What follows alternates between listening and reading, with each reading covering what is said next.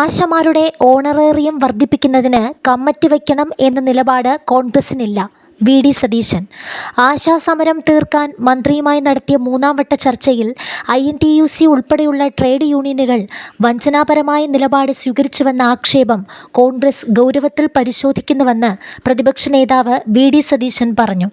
ആശമാരുടെ honorarium വർദ്ധിപ്പിക്കുന്നതിന് committee വയ്ക്കണം എന്ന നിലപാട് കോൺഗ്രസിനില്ലെന്നും അദ്ദേഹം മാധ്യമങ്ങളോട് വ്യക്തമാക്കി. അതേസമയം സിനിമ എടുത്തതിൻ്റെ പേരിൽ നിർമ്മാതാവിനെതിരെയും സംവിധായകനെതിരെയും റെയ്ഡ് ചെയ്യുകയും സർക്കാർ ഏജൻസികളെ ഉപയോഗിച്ച് അവരെ ആക്രമിക്കുകയുമാണ് ചെയ്യുന്നതെന്ന് പ്രതിപക്ഷ നേതാവ് വി.ഡി. സതീശൻ പറഞ്ഞു.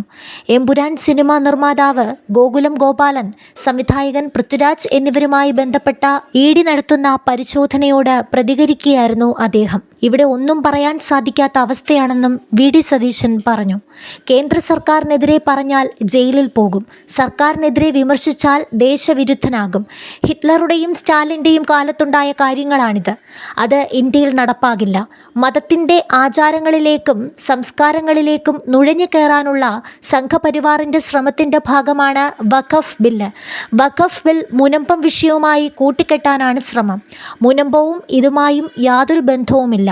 മുനമ്പം പ്രശ്നം സംസ്ഥാന സർക്കാരിനും സംസ്ഥാന വഖഫ് ബോർഡിനും 10 മിനിറ്റ് കൊണ്ട് പരിഹരിക്കാവുന്നതേ ഉള്ളൂ. അത് സംബന്ധിച്ച് ഒരു രാഷ്ട്രീയ പാർട്ടിക്കും മതസംഘടനകൾക്കും തർക്കമില്ലെന്നും വി.ഡി. സതീശൻ പറഞ്ഞു. കേരളത്തിലെ മുഴുവൻ ക്രൈസ്തവ സംഘടനകളും മുസ്ലിം സംഘടനകളും അവരെ ഇറക്കിവിടരുതെന്ന് ആവശ്യപ്പെട്ടതാണ്. അവർക്ക് സ്ഥിര അവകാശം നൽകണമെന്ന് എല്ലാവരും ആവശ്യപ്പെട്ടു. മുനമ്പത്തിൻ്റെ മറവിൽ വഖഫ് ബിൽ പാസാക്കാൻ നീക്കം നടത്തുകയാണ്. ബിൽ പാസാക്കിയത് കൊണ്ട് മുനമ്പത്തെ പ്രശ്നം തീരില്ല. ബില്ലിന് മുൻകാല പ്രാബല്യമില്ല. എന്നാൽ BJP ക്രൈസ്തവരെ പ്രീണിപ്പിക്കാൻ ശ്രമിക്കുകയാണ്. 2 മതങ്ങൾ തമ്മിലടിപ്പിച്ച് മുതലെടുപ്പ് നടത്താനാണ് നീക്കം.